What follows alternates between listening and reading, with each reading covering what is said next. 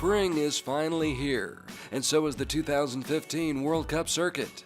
What began back in 2006 is now celebrating its 10th season. This global tour was launched to give archery a bigger platform and make the sport more relevant and prominent. Thanks to great support from cities such as Shanghai, the World Archery Federation has attracted more athletes, grown the fan base, and put bows and arrows center stage in the public eye. Now all eyes once again turn towards China, where the outdoor season starts in Shanghai for the 4th year in a row.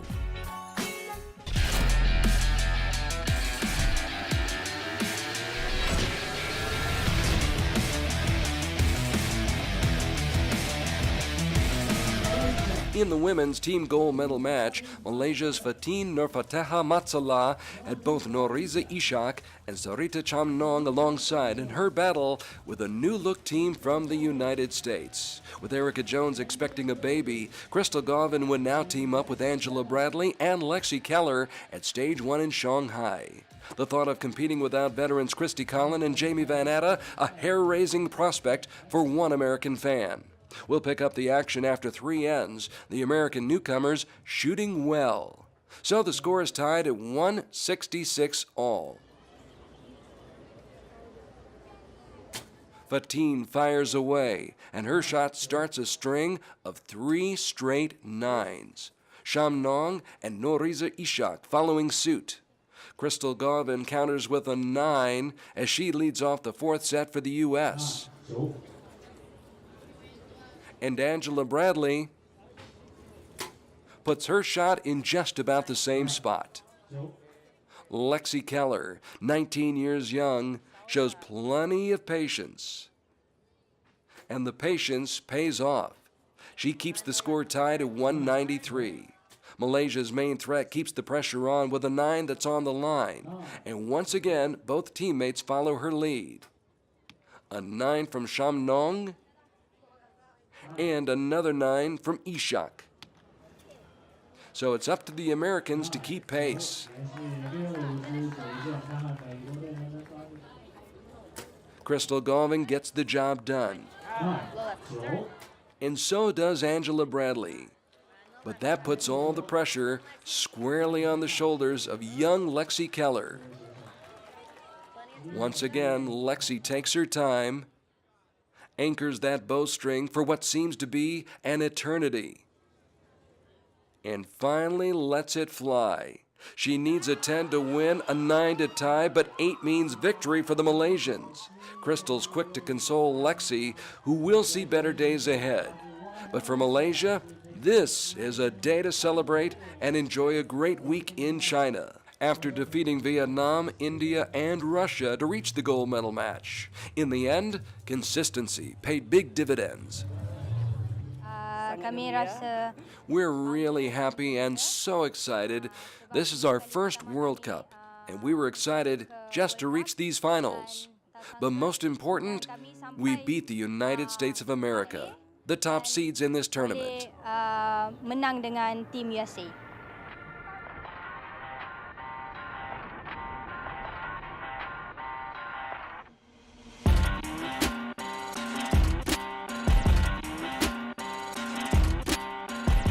My qualification was pretty good. I had a lot of eggs. I think I had 42 eggs, so that was a good eggs count. And I shot a stupid 8 in second last round, which was my own fault. It was quite windy today, so I'm very happy with my score. At the selection shoot for making the team for World Champs, it was really good weather, and I know when it's like good weather, I can make a good score. So I just like tried to do all I could, and everything just worked out, and everything was just perfect. And I shot 7:14, which is the new junior world record, and there was like big self-confidence plus for me to like go to Shanghai knowing that I just shot 7:14. So I know that the season is going really well. And the last, I think, Thursday and Friday, I shot 7:16 both days. So I know everything is working. My equipment is perfect, and everything was just fine. It's just my head it was all about. We have the same team for the World Champs, and it's me, Downspo, and Patrick. And I mean, we know that we can perform well. We trust each other, and we are really good friends, so we can like support each other the best way.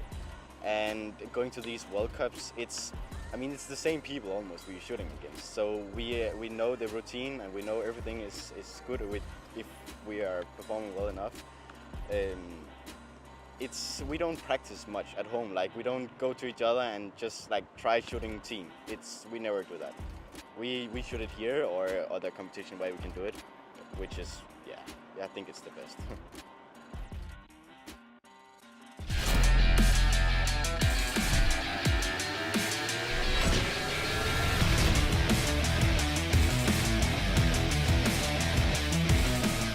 It's been 4 long years since Iran appeared in the gold medal match, but that changed in China. Yasir Amoui, Majid Ghedi, and Esmail Abadi banding together to qualify Iran for the finals for the first time since 2011. Of course, the Danes have made frequent appearances in World Cup medal matches ever since Larsen, Hansen, and Dambo all joined forces. We'll join this match after the first 18 arrows, the Iranians bidding for an upset of the top-seeded team at stage 1. Down by 2, Patrick Larsen takes aim and leaves a little doubt. Keep that shot in mind. It would play a factor in the final outcome. Larsen's young sidekick, Stefan Hansen, leaves no doubt. Hansen dropping a dime, inspiring Martin Damsbo to do the same. The Danes trying to mount a comeback. But Abadi's not about to cooperate. Yasir Amoui keeps his shot in the gold as well. And Majid Ghedi gets the job done. But at this point, Iran's lead may be gone. At best, they're still up by 1. The mechanic goes back to work again. Patrick Larsen giving his team's engine a big boost. Then it's the baby-faced assassin, Stefan Hansen, coming up with another big hit. Denmark's got momentum, and Damsbo keeps it rolling. The gold medalist from the World Cup finals in Paris keeps the string alive. It's an X-rated performance that puts the pressure on Iran. Ibadi's been here before, and it shows. He can handle the heat. Yasir, that's Amoui, back-to-back, brings Iran right back. So a 10 will at the very least tie the match and force a shoot-off, and it almost happened. But the final shot by Ghedi lands just an eyelash away from the line. So now the match is in the hands of the judges, who ruled Ghedi's shot was a 9, while Larsen's first shot was a 10. Do the math. It's Denmark winning by 1, 234-233. After falling behind by 3 points late in the match, the Great Danes make a great rally to come from behind and claim the gold medal by about a millimeter, maybe less. 好，恭喜我们的丹麦队赢得了男子多功团体的金牌赛，congratulations Denmark. We started ikke så godt. We didn't start that great. We started with 2 9s, which wasn't that good in this weather. It was perfect, no wind, nothing. Then, after that, we started to shoot our normal way, normal scoring in the 10 ring, just performing as well as we could. Slowly we got closer and closer, and in the end, we won. På de andre, og til sidst så vandt vi.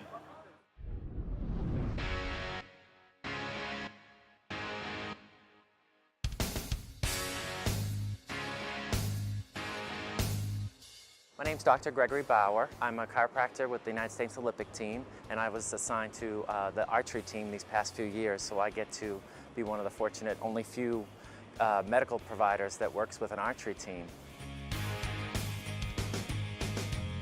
For the archers, of course, a lot of scapular issues where we get ribs that have a little dysfunction to them with all the repetition with the retraction of the scapula. This is your bow arm, Lexi. Yep. Also some shoulder problems and neck issues are primary complaints. But also at times we can get some hip malpositions because of how long they shoot with the asymmetry. So my job is to not fully correct the asymmetry, but to keep them within the injury-free, pain-free ranges. A lot of them I see nice dynamic warm-ups. They're starting to realize that it's better to do a dynamic warm-up and not do these long, slow stretches where you're holding too long. It decreases muscular endurance and strength. So for someone on a long day like today shooting, you want to make sure you don't overstretch. After the competition, a long static stretch would be fine, holding 15 to 30 seconds. to get your muscles ready for the next day.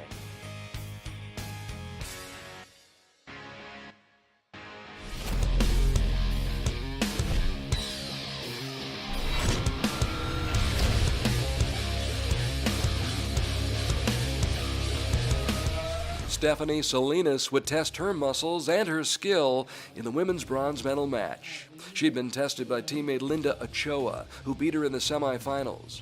But Salinas had already beaten America's Crystal Gauvin, giving her the confidence needed to face Fatin Matsala of Malaysia, who was hoping to add to her medal collection after winning that gold medal in the women's team event. After 3 ends, those hopes were in serious jeopardy. Salinas staking her claim to a 3-point lead, a significant lead, but not insurmountable. However, a comeback in this magnitude would call for almost flawless shooting. And Fatin's first shot of the 4th end would be far from flawless.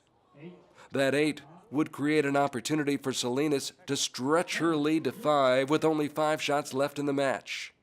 Matsala unable to mount a serious threat. That 9 put Salinas in a position to put more daylight between the two archers. But Stephanie's 9 leaves the lead at 5 with 4 shots to go. The Malaysian hangs tough, hanging a 10 on the board with her final arrow of the 4th end. But her Mexican opponent isn't about to miss and matches that shot to keep the lead at 5. So at this point, it's Stephanie's match to lose, as she carries a big advantage into the final end. The camera never blinks, but Fatin does. Just a bit. In this situation, 9s normally aren't enough. Certainly not with Stephanie Salinas finding the sweet spot again. Salinas by 6. Fatin finally finds the middle of the target. And when Stephanie's next arrow strays into the 8 ring, the cushion's cut to 4 points. Matsala sinks another one in the 10 ring, but that's her last shot. The ride is over if Salinas shoots 7 or better. Last time we checked, 10's better than 7. X marks the spot and seals the deal for 21-year-old Stephanie Sarai Salinas, who scores the biggest win of her young career. After being tied at 27 going into the 2nd end, Salinas hit her stride and steadily pulled away for a convincing 4-point victory. The final score, 142 to 138.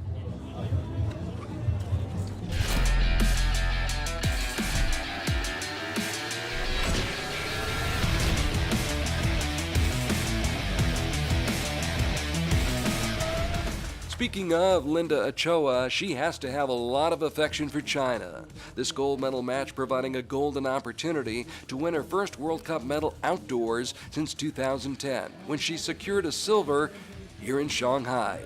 The only one standing in her way, Colombia's Sarah Lopez, who was on a mission to erase bad memories lingering from last year's gold medal match on a rainy day. A day when water in the peep sight caused her to miss the target on her first 3 shots and lose the match. No precipitation this time, and none of Sarah's first 9 shots would land outside the 10 ring, Lopez leading by 4. Ochoa, recently married and living in Salt Lake City, starts what she hopes will be a rally. But Lopez nips that notion in the bud. She's still up by 4. Question is, for how long? Ochoa makes it back-to-back 10s, but that does not faze a woman who's already won a gold medal at a World Cup final. Buen ritmo. Tranquila. Linda Ochoa is not about to flinch either. Al centro, Linda. Fuerte al centro. Empuja izquierdo. Ochoa makes it 10-10-10, a perfect end for the 10th-ranked woman in the world who finds herself trailing by 3 after Sarah Lopez proves to be human after all, landing a shot outside the 10 ring with her 12th arrow of the day. Since Sarah's run the table before, setting a record with a perfect score of 150 in match play, this is a good break for Ochoa, who's got a chance going to the 5th end of the match. She's not going down without a fight. That's 4 straight direct hits. But it matters not with Sarah getting back in the groove. The lead stays at 3, with 2 to go. The Mexican archer's mentally tough and keeps hope alive by keeping the pressure on. But her opponent on this day is simply relentless. Finally, Linda falters just a little bit and knows that on this day, her best won't be enough to strike gold. That loot belongs to Sarah Lopez, who chases away the demons from last year's disastrous day in the rain here on the River Boulevard. Just about any other day, a score of 145 might have been enough for Linda Ochoa to claim victory. But on this day, Sarah Lopez simply would not be denied, giving up just 1 point in what turned out to be an almost perfect performance. Ochoa does win her first outdoor World Cup medal in 5 years, and Sarah Lopez wipes away the memories of a no-good, very bad day the year before. Colombia's Golden Girl, Sarah Lopez, with a 4-point win at Stage 1 of the 2015 World Cup Tour. Last year in Shanghai was really difficult for me. I had problems with my bow in the final. I tried to fix it, but it was kind of difficult. This year I was trying to stop thinking about it. Well, when I entered the final venue, I had a little flashback of last year, so I got really scared. I decided to just let it go and let people remember this final for me. 149 is amazing. I think they'll remember this final, not the last one. I just tried to compose myself, stop thinking about the past. Along with her medal, Lopez picks up 25 World Cup points. Ochoa's got 21 and Salinas 18, as each takes a big step towards qualifying for the finals this October in Mexico City. The previous world record was 150 with 10 X's, which had tied with the women and the juniors and the cadets. It had stood for, I think we were thinking 4 years is how long that record had been around, so it's pretty good to break it because I had already held the 10. Shots are breaking good. My setup shoots a lot of X's. I mean, during qualification I shot 41, so it shoots a lot in the middle. Tried a new release actually. We put together a new one with True Ball. It's called the HBX, and it seems to be working really good.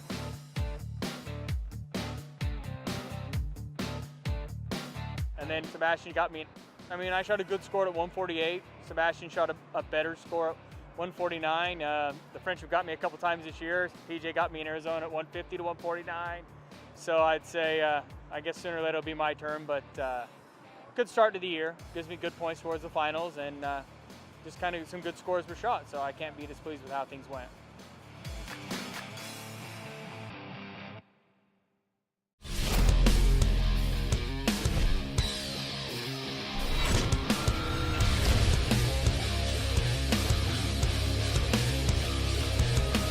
With Rio out of the running, Mexico's Mario Cardoso would get his chance to make his mark, win a medal, and aid his cause of reaching the World Cup finals in his home country.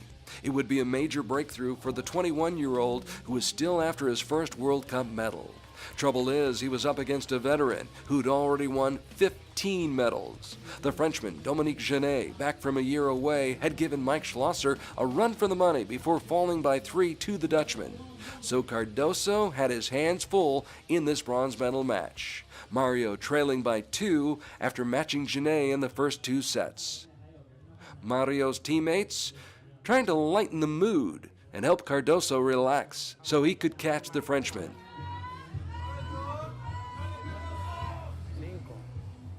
And apparently, it worked. Diaz, Mario gaining ground after a 9 from Dominique Genet. Cardoso comes up with a 9 on his next shot and falls back after a 10 by Dominique. Cardoso comes through with his final shot of the 4th end right here. But Dominique Genet definitely came to play. The 46-year-old veteran, looking for his first individual medal in 3 years, was all business. So Cardoso's still 2 back with 3 shots to shoot. That's a tall tower to climb against someone with Genet's experience. But Cardoso comes out swinging, giving it his best shot. And Mario has a shot after Dominique does not deliver.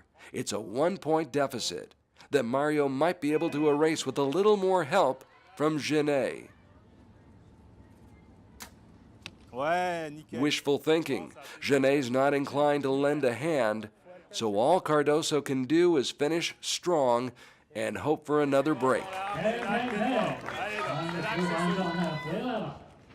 It doesn't break his way, though, but it does for Dominique. Genet breaks a 3-year drought by drilling his last shot and securing a 1-point victory over an opponent half his age. Experience rules the day, at least in the men's bronze medal match, as the stoic Frenchman holds off Mario Cardoso by the final score of 144 to 143. 尽管说米利克已经40多岁了，他依然在这个赛场上。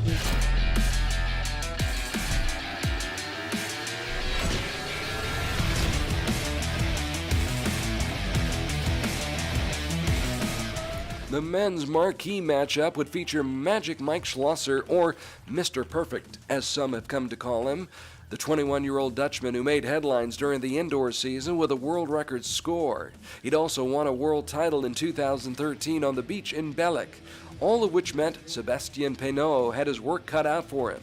Of course, the Frenchman has some impressive credentials. The defending gold medalist in Shanghai shot his personal best during qualification leading up to this medal match, and he had defeated Rio Wild en route to the showdown with Schlosser. Through the first 4 ends, it was Peynaud who was almost perfect, leading by 2 with 3 shots left in the match. Mike makes the most of his first shot, putting 10 more on the board.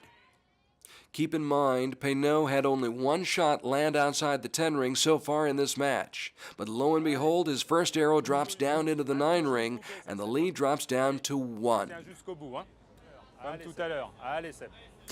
Magic Mike turns up the heat even more with another journey to the center of his target. The pressure is peaking. That's apparent by the amount of time it took Peynaud to finally pull the trigger. Still, patience has its virtues, so Sebastian maintains a 1-point edge with 1 arrow to go. Schlosser not about to go quietly into the good night. He leaves no stone unturned, trying to find a way to win this match. Peynaud can put the match on ice with another pinpoint shot. Hold the ice, that's a 9. So guess what? The match is heading for a shoot-off. After 5 ends and 15 arrows, we're right back where we started. It will all come down to a 1-arrow shoot-off to settle the score once and for all. Closest to the center determines who gets the gold and who gets silver. Time to roll the dice, and the Dutchman gets the first stab at it. Schlosser on target 2.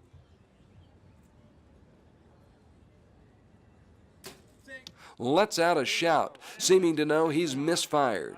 It's a 10 all right, but it's on the outer edge of the 10 ring, leaving Peynaud plenty of real estate to aim for. Mike's at the mercy of Sébastien Peynaud, who shows no mercy at all. His final shot, dead center. No doubt about it, the 27-year-old Frenchman is as good as gold once again in Shanghai. They saved the best for last, with Sébastien Peynaud pulling victory from the jaws of defeat. After all the drama, all the suspense, Peynaud comes through in the clutch, taking the tiebreaker, the match, and the gold medal, all with 1 brilliant shot. Quite a week for Sébastien, who defeats Rio Wild, Mario Cardoso, Mike Schlosser, and even his own teammate Pierre-Julien Deloche.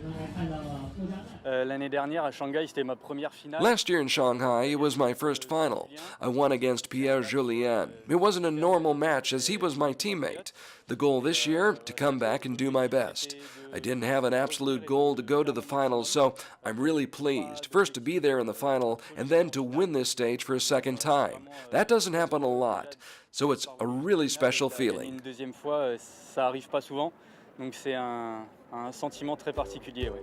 So there's 2 Frenchmen in the top 3 as the World Cup Tour heads for Stage 2 in Antalya, Turkey. Konyaaltı Beach, the next stop, as we say so long to Shanghai and Stage 1 of the 2015 Outdoor World Cup campaign.